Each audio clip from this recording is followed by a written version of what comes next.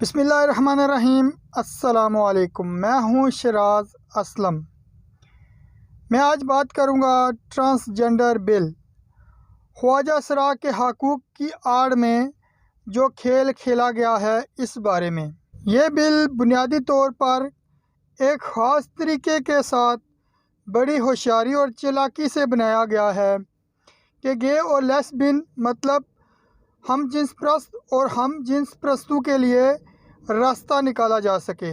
یعنی ایک مرد اگر اپنے آپ کو محسوس کرے تو وہ عورت پر رجسٹر کروا لے، اور اگر عورت محسوس کرے تو وہ مرد پر رجسٹر کروا لے۔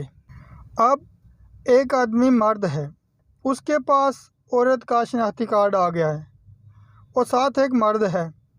اب ان دونوں نے اپنے شناختی کارڈ مولوی صاحب کو دیے، مولوی صاحب نے آئی ڈی کارڈ چیک کر کے ان کا نکاح پڑھا دیا۔ اس طرح ان دونوں کی شادی ہو گئی۔ 22 کروڑ عوام کو شاید اس بات کا بالکل اندازہ نہیں ہے کہ پاکستان امریکہ اور یورپ کے چند ممالک میں سے ایک بن چکا ہے جہاں واضح طور پر تو نہیں پر قانون کے اعتبار سے 2 مرد اور 2 عورتیں شادی کر سکتی ہیں جنہیں کچھ نہیں کہا جا سکتا۔ بھارت میں اور دوسرے مسلم ممالک میں یہ قانون نہیں ہے، لیکن پاکستان میں یہ قانون بن چکا ہے۔ اس بل پر سابق چیف جسٹس افتخار چودھری صاحب نے خواجہ سرا کے حقوق پر کام شروع کیا تھا اور عدالت میں بلانا شروع کیا، لیکن شاید ان کو اس بات کا پتہ نہیں تھا کہ اس کے پیچھے این جی اوز کا پورا ایک ایجنڈا تھا اور ان کو اس ایجنڈے کے تحت راستے پر لے کر آ رہے تھے۔ اسی دوران ہیومن رائٹس میں ایک سیل قائم ہوا اور اسلام آباد کی یونیورسٹی کے ایک پروفیسر نے جنس تبدیل کی اور اپنے آپ کو عائلہ ملک کے نام سے رجسٹر کروایا اور عدالت میں جانے لگا۔ عدالت کی طرف سے خواجہ سرا الماس بوبی کو فوکل پرسن بنایا گیا تھا۔ اسلامی نظریاتی کونسل نے اس بل کو غیر اسلامی اور غیر شرعی قرار دیا ہے۔ اسلامی نظریاتی کونسل کا اس بل کے حوالے سے کیا بیان ہے، ذرا سنیں۔ ہمارے ساتھ مفتی غلام ماجد موجود ہیں، ان کو ہم نے لائن پہ لیا اور ان سے گفتگو کرتے ہیں۔ جی صاحب، اب یہ بتائیے گا، ایک تو خیر جس وقت یہ شروع میں آپ کے پاس پیش ہوا تھا تو جب بن رہا تھا تو لوگوں نے کہا ہم نے پوچھ لیا ہے، لیکن جب پھر قبلہ ایاز صاحب نے باقاعدہ خط لکھا، وہ ہم نے اسٹیٹ کورٹ نے پیش کیا تھا، آپ سے نہیں پوچھا گیا۔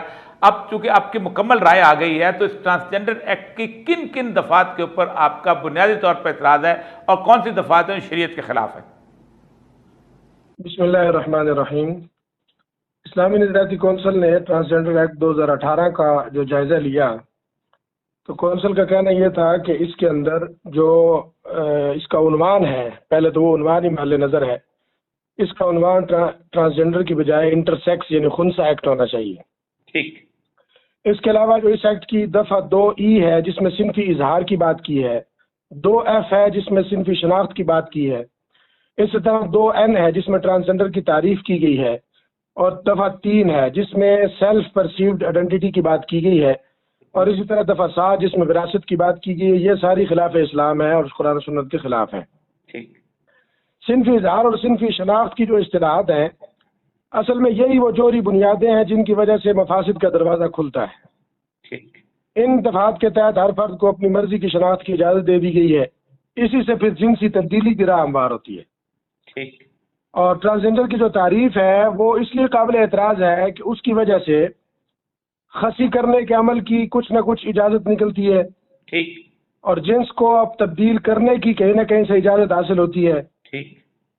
اب اسی کا نتیجہ ہوتا ہے کہ اس میں تبدیلی جنس اور خسی، اور پھر یہ جو ٹرانسجنڈر کی تعریف ہے اس کے مطابق لطیفہ یہ بنتا ہے سر کہ ٹرانسجنڈر مین اصل میں وہ عورت ہوتی ہے، ٹھیک، اور ٹرانسجنڈر وومین یہ مرد ہوتا ہے، ٹھیک، جن کے جذبات اور احساسات دوسرے ہوتے ہیں۔ ٹھیک۔ اب نتیجہ یہ نکلتا ہے کہ دفعہ 7 کے تحت جو وراثت دی گئی ہے ٹھیک وہ ٹرانسجنڈر مین کو مین والی دی گئی حالانکہ وہ عورت ہے، ٹھیک اور ٹرانسجنڈر وومن کو وومن والی دی گئی حالانکہ وہ تو مرد ہے.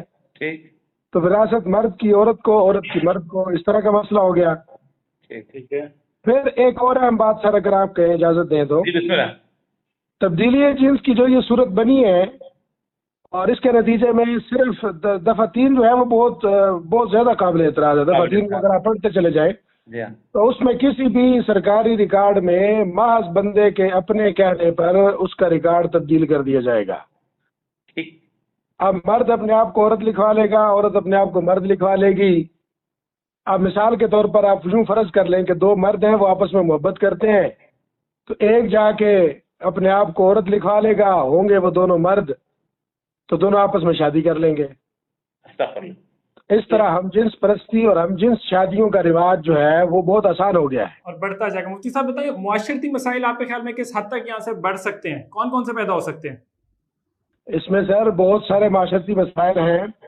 یعنی ایک تو خاندان کے لیے بہت بڑا مسئلہ کھڑا ہو گیا، والدین کے لیے، کہ والدین نے اپنا بیٹا پیدا کیا، ان کے یہاں بیٹا ہے، وہ کچھ دنوں بعد کہتا پھرے گا میں تو بیٹا نہیں ہوں، میں بیٹی ہوں. ٹھیک ہے. وہ کہیں گے ہم نے ہمارے یہاں بیٹی ہے، یہ کہے گا بیٹی نہیں میں تو بیٹا ہوں، میں مرد ہوں.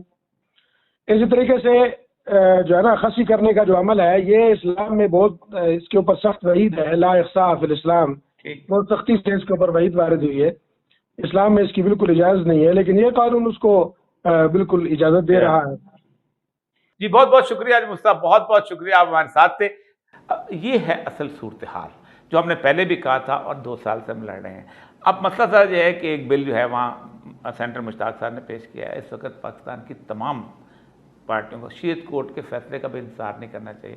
اسلامی نجاتی کونسل کا فیصلہ آ گیا ہے، ابھی فوراً اس بل کو امینڈ کرنے دیں. سب سے پہلی بات، اس کا نام ٹرانسجنڈر ایکٹ کے بجائے خواجہ سرا پروٹیکشن ایکٹ ہونا چاہیے تاکہ کوئی اس کے اندر گھس نہ سکے، کوئی اور گھس نہ. یہ دجال کا زمانہ ہے.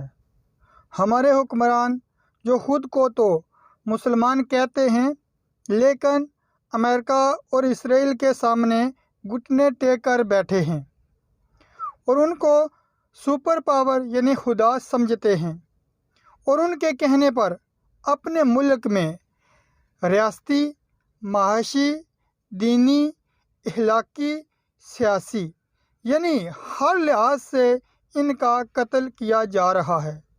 آپ صلی اللہ علیہ وآلہ وسلم نے فرمایا، یقیناً تم پر ان قریب ایسے حکمران بنائے جائیں گے کہ تم ان کے بعض اعمال کو پسند کرو گے اور بعض کو ناپسند کرو گے. پس جس شخص نے ان کے ناپسندیدہ کاموں کو ناپسند کیا اور انکار کیا وہ اس سے بچ گئے، لیکن جو راضی ہو گیا اور پیروی کی وہ ہلاک ہو گیا. اب تک کے لیے اتنا ہی. اگر آپ اس چینل پہ نئے ہیں تو چینل کو سبسکرائب کر لیں اور بیل آئیکن آن کر لیں تاکہ آنے والی ویڈیو آپ تک پہنچ سکے. مجھے دے اجازت. خدا حافظ.